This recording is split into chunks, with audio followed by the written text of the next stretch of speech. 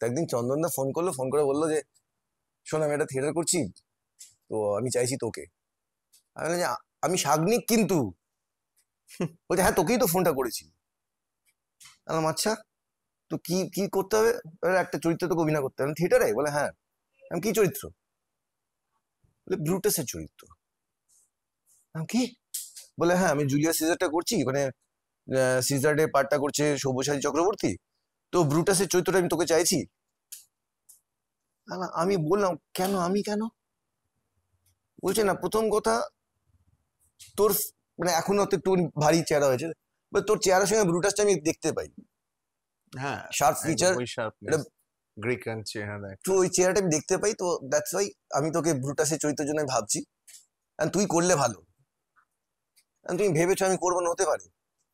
তো সেটা করতে গিয়ে প্রথম শো একাডেমি, আমি যে বাপ রে বাপ কি প্রেশার রে ভাই। এক তো জুলিয়াস সিজার নাটক, শেক্সপিয়ারের নাটক, তারপরে আমি ব্রুটাস, তারপর একাডেমি, তারপর উল্টো দিকে চন্দন সেন, শান্তিলাল মুখার্জি, সব্যসাচী চক্রবর্তী। যে সামাও প্রথম শোটা উতরে গেছে। আমি জানি প্রথম শোতে কিচ্ছু হবে না, উতরাতে পারলে যথেষ্ট আমার কনফিডেন্স বাড়ানোর জন্য। তারপরে সিজারে আমি মার্ক অ্যান্টনি পাঠ করেছি, ব্রুটাস করেছি, টাচউড মানে দর্শকের স্ট্যান্ডিং ওভেশন পেয়েছি। তারপরে protection, not protection, particularly protection, protection বলে একটা নাটক হতো চন্দন সেনের, সেটাতে পাঠ করেছি, অনেকগুলো শো করেছি।